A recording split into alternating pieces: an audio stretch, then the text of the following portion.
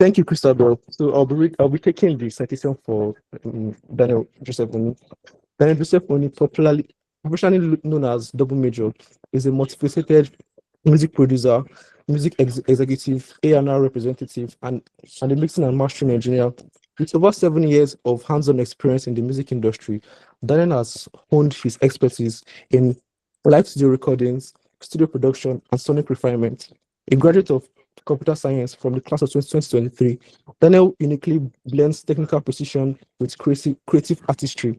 His leadership capabilities were evidenced during his tenure as the head of sound at Bowen University from the year 2022 to the year 2023, where he oversaw audio direction and production workflows.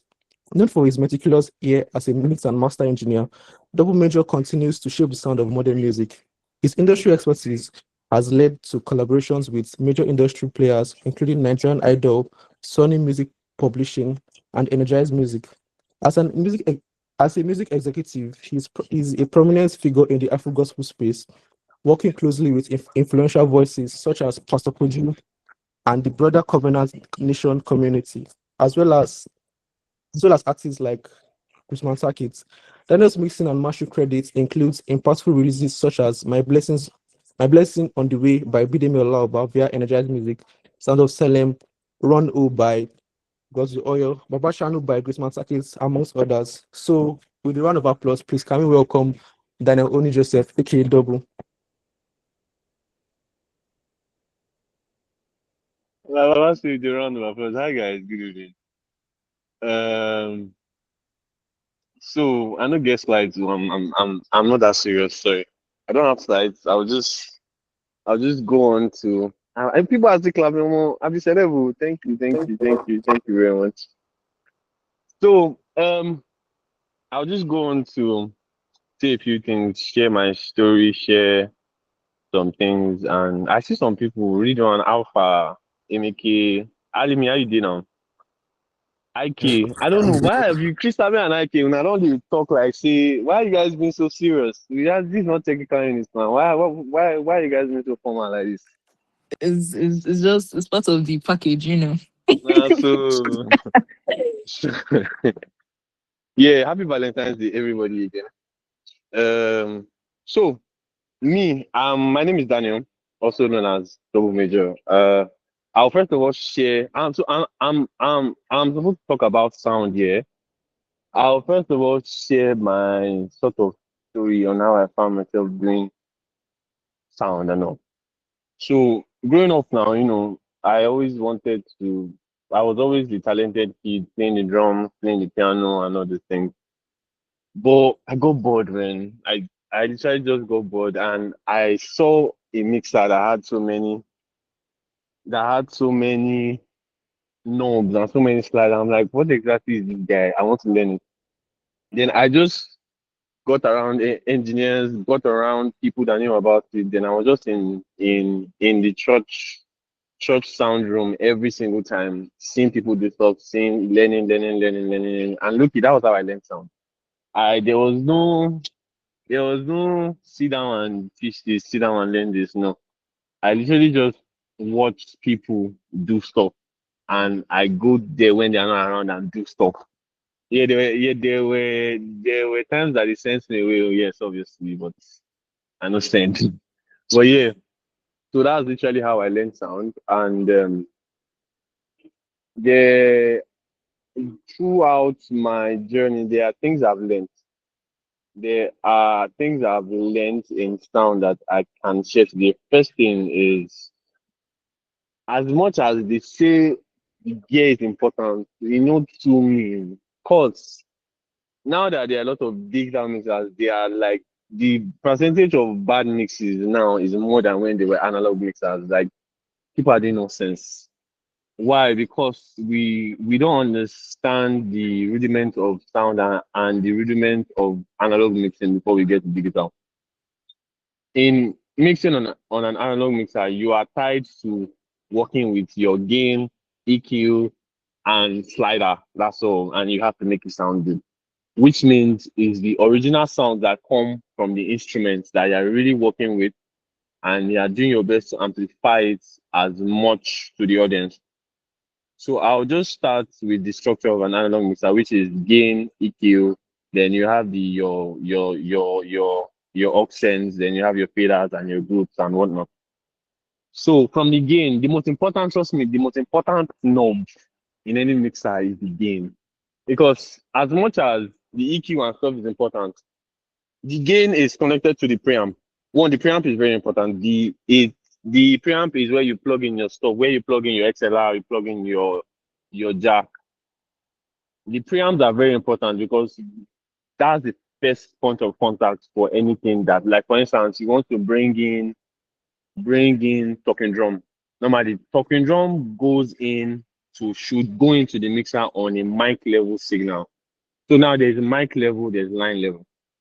For example, talking drum should go in to the mixer on a mic level signal. If you are doing it through a line level signal, you know go work.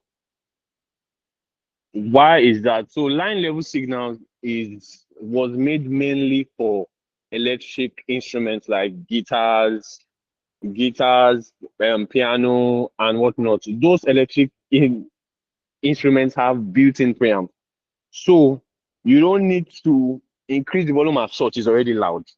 So it's already a doctored sound on its own. So once you're taking it into your mixer, you don't need to do more, just plug it and increase the volume, it already sounds good. But things that are natural, things like drums, things like what else? Things like drum, things like conga, things like these things, they sound good naturally. But now you now want to get that sound out to your listener. Yeah. So your preamp matters, which means the conga sound that you're hearing that is sweet. If your preamp is bad, there's no EQ, there's no compression you want to do, it's going to be bad. There's no two way about it. So our blends that sound is not it's understanding what you want to do. It's not really much of I have to compress this. No. Understanding that this is the sound and I want to make it sound exactly the way it sounds when I'm playing it alone. So you plug in your mic, it goes into your preamp, then the gain controls the preamp. The gain just controls the amount of signal that comes into your board. So normally there is the theory of your gain should your signal level at gain should not pass minus 18 dB, I think. But honestly, see, there's the theory and there's using your head and using your ears. I'm a fan of using your head and using your ears because see, Bowen, for example, Bowen's sound is for the lack of for lack of better word, Bowen sound for years has been crap. If you want to follow theory in Bowen, you sink. You sink. So, for example, Bowen sound is special. Bowen sound is different. If you want to bring in, okay, this has to be done this way, this has to be done this way, you go sink. You will sink and your sound will be terrible. But if you have a good ear for sound, which means you have been listening to music for the longest, you have been listening to live music, listening to studio music, you know what a clean sound should be, and you just know how to play. And in fact, if you don't even know how how to work an EQ, once you get to a mixer and you can hear something and you know what it's supposed to sound like, you can legit just play around with stuff. Once it sounds like what you want to sound like, leave it. Don't touch it again and move on. So, like I said, I believe more in using my ears and my head than using theory because theory doesn't.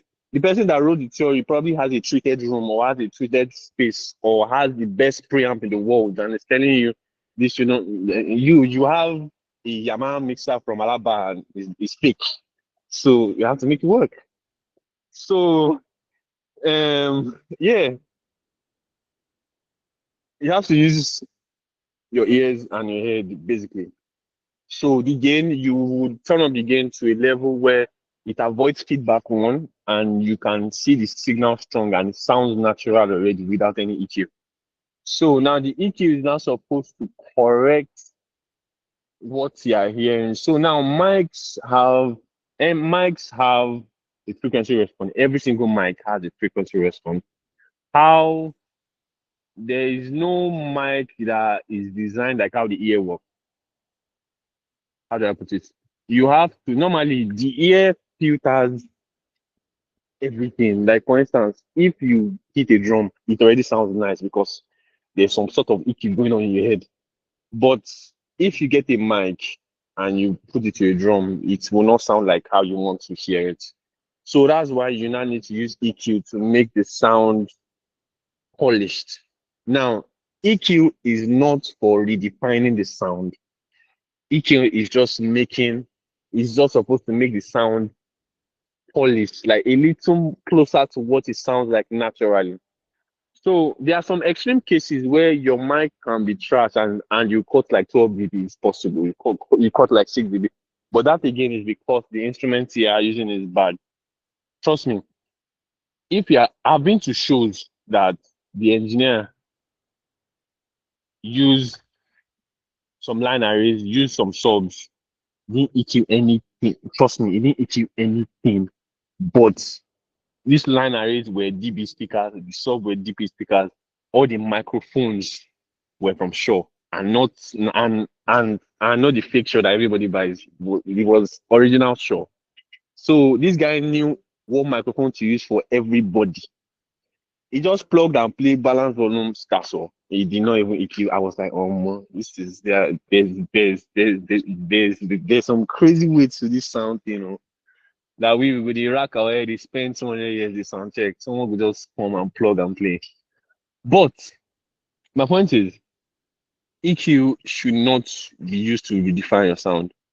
If you see yourself cutting up to 8 dB, 12 dB, you already know that what you're using is bad. Don't argue, just say what you're using is bad. Find, you work towards either changing it or just save whatever preset that you're using that makes it sound good. So most of the time, I won't tell you what to do, but most of the time, if your equipment is good and your hall is good and your speakers are good, you might not need to boost any. In fact, you might not need to boost anything in your mix, and you might not need to cut less than 3 dB. But again, this is not me telling you what to do. Your church might have the echo of the whole world. Do what works for you, please. Then so EQ is just for polishing things to make it sound quite good. Sometimes, a few times you might need to boost, but more times than none, you would need to cut it to just sound sweet and good. Then from the EQ, you can add some compression ish. So compression makes things sort of heavier so that it fits nicer in the mix. For instance, if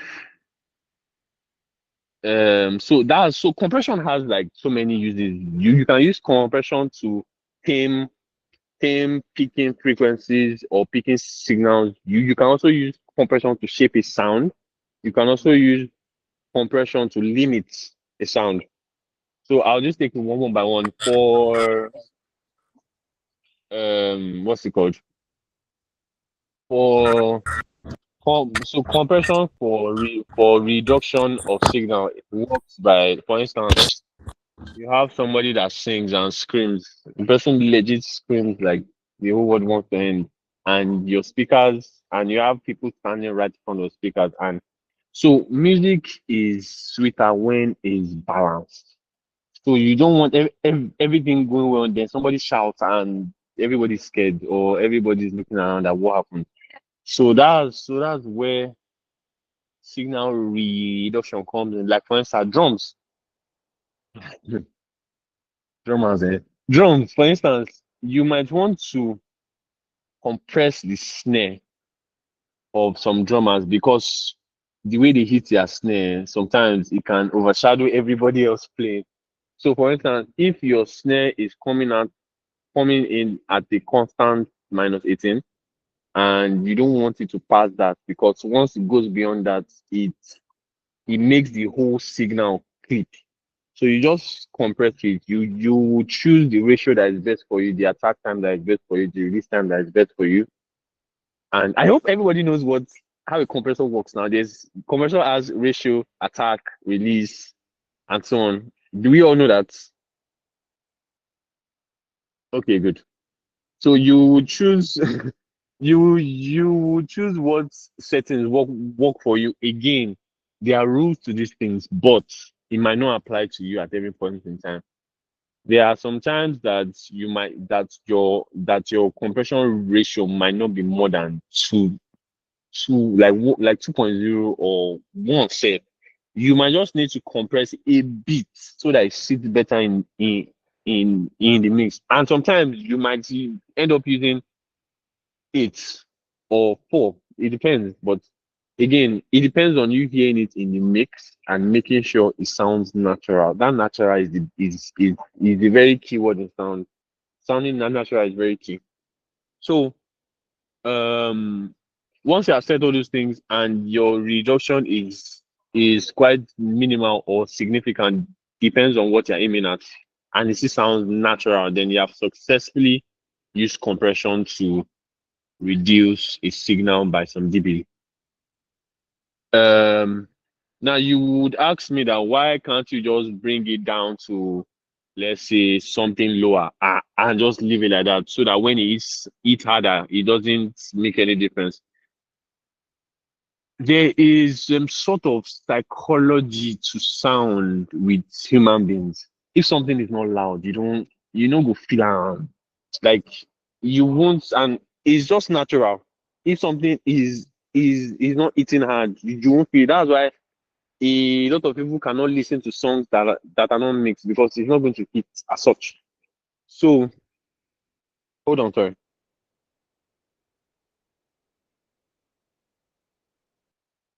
Sorry. Yeah. Where was I? Where was I? Help me, please. If something is Um not loud, like it has to be loud so you can hear yes, something. yes, yes, yes, yes, yes, yes, yes. So it has to be loud enough so you can first of all feel it before you know that you compress not. Trust me, what kills most people's mixes and sound is low level. Like it's not hitting where it's supposed to hit, and it's because you're following theory. They'll tell you it's a lie, bro. Increase them, but don't increase. Noise is different from loud. So what I see loudness as is something that is rich. So there is loud, there's noise. If something can be loud and still enjoyable, and something can be loud and piercing to the ear, and so we have to understand that loud and bearable means your whole mix can be eaten at 95, and somebody's mix too can be eating that same 95, but the other person's mix is too bright. It doesn't have body, and the body really comes from the natural tone of things, where the low end is present, the low mids are present, then you just sort of have a way for the highs to come out. So yeah, from that, you can also use compressors. So there are some certain compressors that add tone to your signal. There's LA2, there's 1176.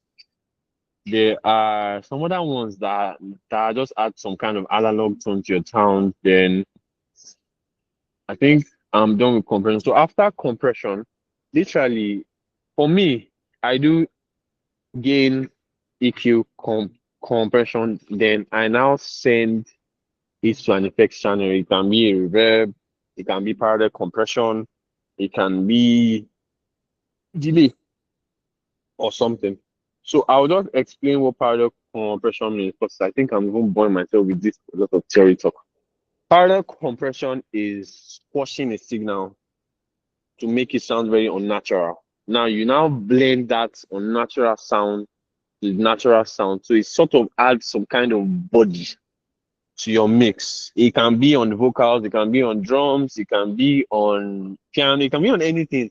If you parallel com- compress and you blend it in, it's going to add some kind of body. So if you're having trouble with your mix being too light or your mix being too airy, just try parallel compression. It's going to help you a lot. It's going to add that body that you're looking for. It's going to add it into your mix.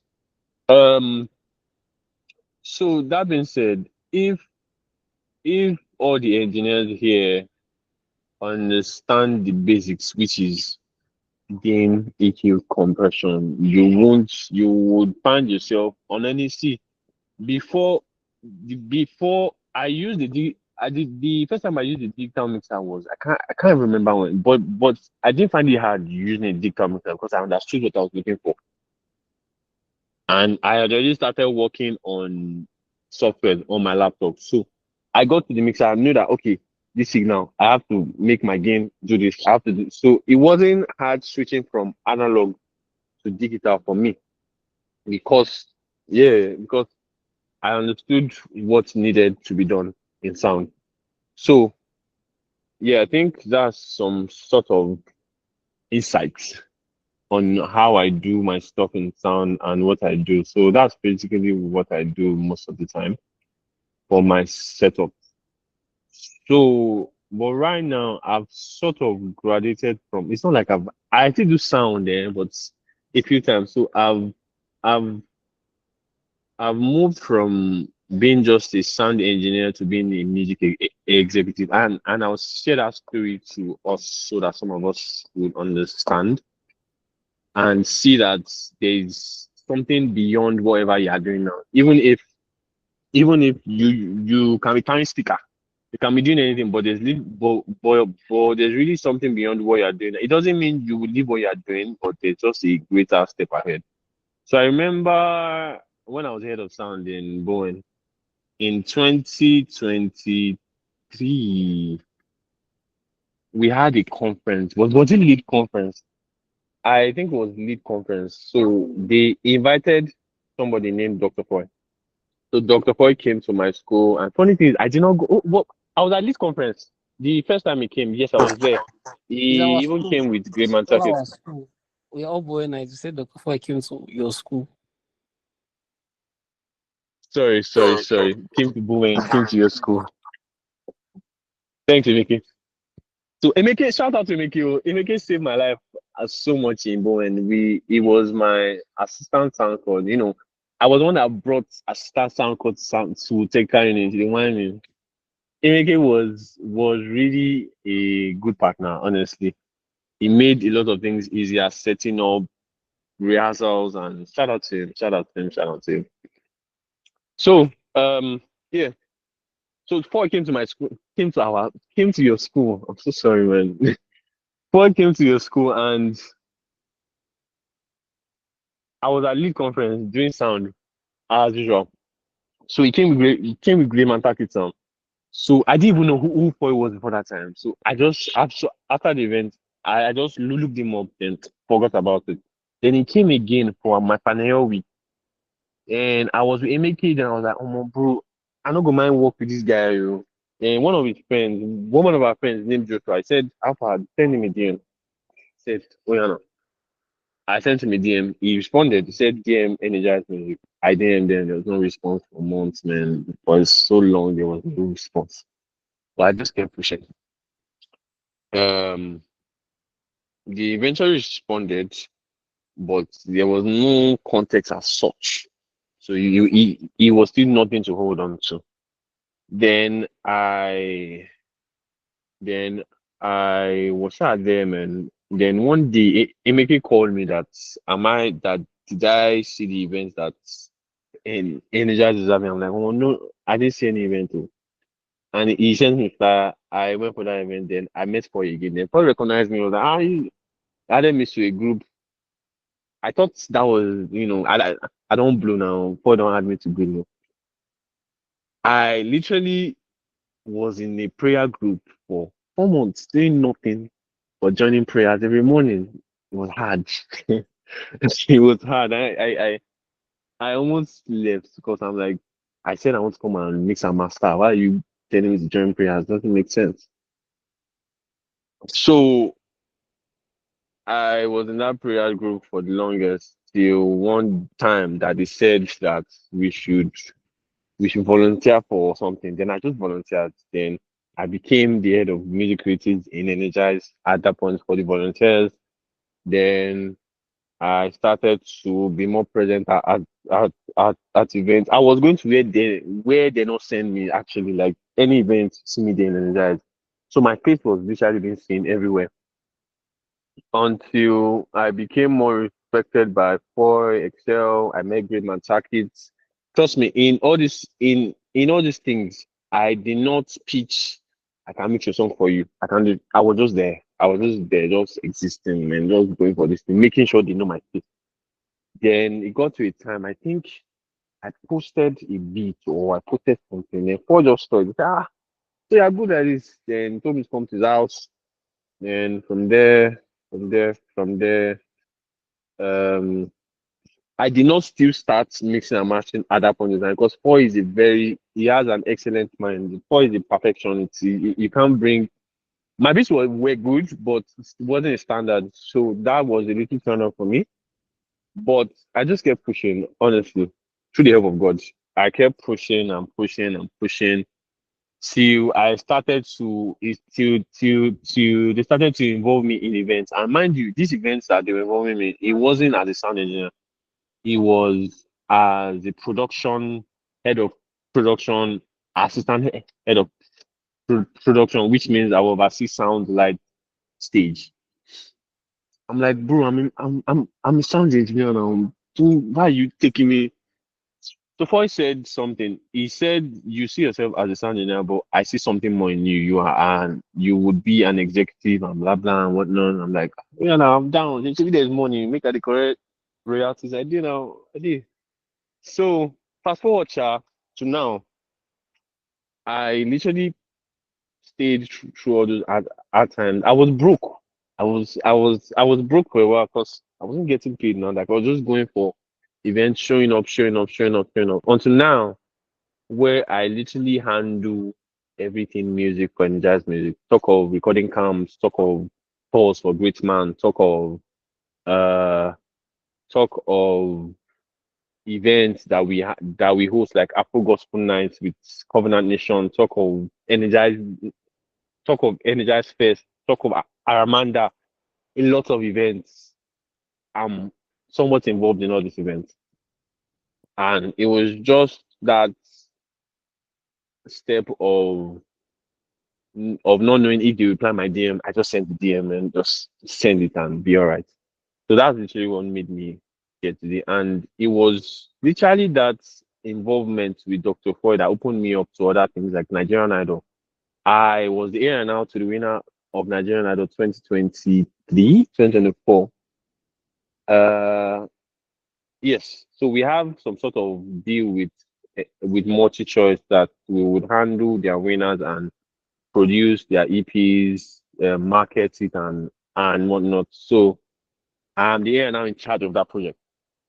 I am also the heir now in charge of some other projects and so on. But why I'm saying all this is you might be taking pictures in chapel now. Like Victor said, you might be taking pictures in chapel now. You might be taking videos in chapel now. You might even be doing contents for free for people in school. You might be doing the most random stuff. But literally, there is a bigger place for you in your field. And trust me, I know you want to do your best to update your CV, apply for jobs and whatnot. But trust me, in entertainment, people get deals more by association than by employment. The head of A&R in Sony Music that got appointed last week is my guy. I was with him when he was begging them for internship. They brought him in. This guy has not spent a year in Sony Music. He came in as an intern. He has to spend a year. There are people applying to be A&Rs, to be executives in Sony Music, but they don't even look at their side because it's by association. This guy was just always showing up, was just always there, and now he's the A&R for Sony Music. Just so I I literally believe that if you keep pushing and know that there's a bigger step ahead, even if you join by internship, you don't just enter, find your way, choke your head. Honestly, it's gonna work. So yeah, that's the end of my long story. So yeah, is it IQ or Christabel that would take over now? It's me. Thank you. Yeah. Thank you very much, Daniel. Do you have a Thank man you now? very Do much. you have a Eh? man now? Do you Do I have a have man now? Christabel. Are you still What's that? single? Because you You you've still always been. single? Oh wow, they have come to shame me. Yes, I'm still very much single. Thank you for asking. But anyways, living my relationship life out of this double. Thank you very much for the insightful session. I appreciate how you were able to take us through the process of mixing and mastering sound. Well, a little into the process because trust me, the process is bigger than that for those that are curious. And also how you shared your journey in the industry. So now we're going to go straight into questions and answers. So please, if you have any question for our celebrity music executive or celeb in the webinar, please Very ask. good. Please ask. Oh, okay, we have a question from Victor. Victor, please you can unmute yourself. So, I know the answer, Alimi. Why Alimi they asking question? so mine is not actually a question. Mine is more of a comment and contribution to what Daniel has basically said. So Okay. let me just quickly give a backstory to the celebrity Daniel that just spoke. So when I was technical director, when Daniel was meant to be made the sound code. So here's the thing. At that time, I didn't know Daniel at that point in time. And when I found out that Daniel was in CIT, at that point in time, I didn't really have so much friends in computer science. And I'm really sorry, I should not be saying this, but I really had a stereotype against CIT students that time. I just thought that they were all bad guys in CIT at that Valid. point in Medical time. students are proud, like normally. I don't know why, but like that's how they are. Um, it- Victor, valid. Continue. I should not be saying this because my brother is also studying CIT, but I just always assumed that they were all bad guys. So I was like, with this Daniel guy perform like I wanted him to. And to cut the long story short, Daniel performed beyond my expectation. And one thing was that Daniel did so well that there were times whereby I'll just say, Daniel, please help us run this thing without having to even cross check what he has done. And just to get the facts right, before Daniel became SoundCloud, I don't think anybody tried to do anything like mixing or mastering or anything called effects in sound in Chapel in Bowen University. I might be wrong, but I don't think there was anybody who ever tried that. I don't think our YouTube videos ever had anything called effects or reverb or Daniel was literally the one that introduced me to all those things. So literally Daniel started this trajectory that we already have today. And the point I want us to bring out is that we might think that, to be honest, nobody pays us in this work that we're doing in church. So we might think that, oh, we're just doing it to waste our time. Or if Daniel did not take those things seriously at that point in time, I don't think Daniel would have gotten the experience he has today. I don't even think he would have been able to work with the people he's currently working with. So just like he has said, I just want us to take whatever I've already said this thing. Church literally gives you the free. If Daniel decided that, oh, when they added him to that prayer group, I was going to leave, I feel like that would have ended the whole thing. So church always gives us this leverage, it gives us this platform, it gives us this boost to go ahead in wherever we want to be. So I just want us to just please take it seriously. And for those that are not on this webinar, please tell them that they are missing a lot because people literally pay a lot of money to listen to talks like this. If Daniel was going out now, I'm sure they would have paid him millions of naira to talk at a webinar like this. So that's just what I wanted to add, that we should please take things like this seriously and just make sure that church is a platform for us to like get better at the things we're currently learning. So yeah, thank you so much for my comments. Thank you very much, Victor. Thank you so much for that. That's input. I really, really appreciate. Um, okay, yes, we have a question.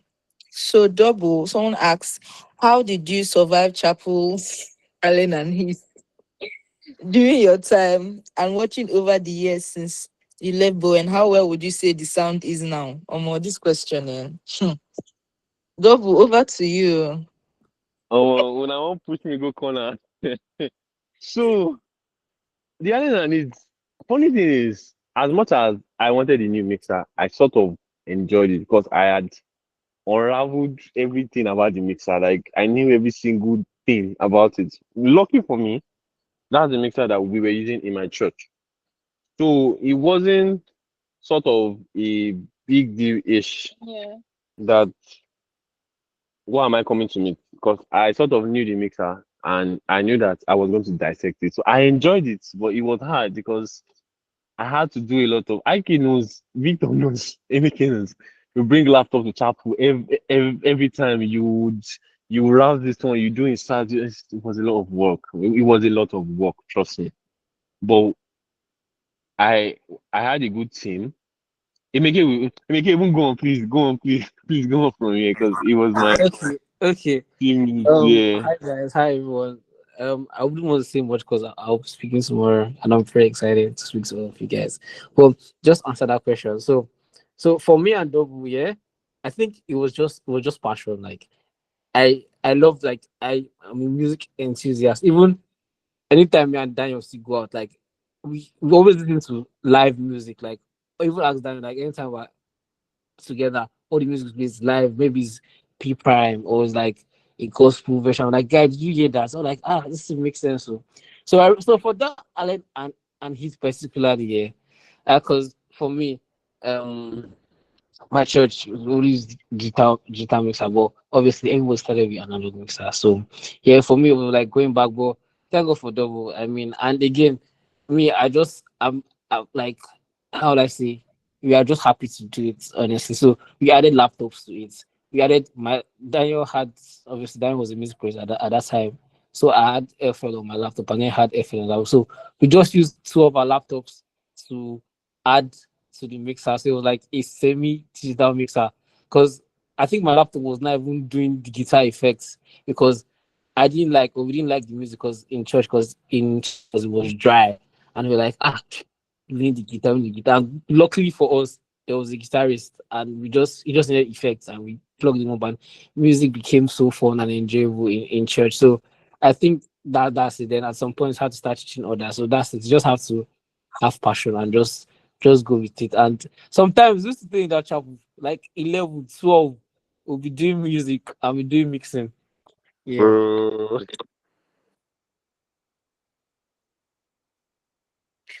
Thank you. Thank you, Mickey.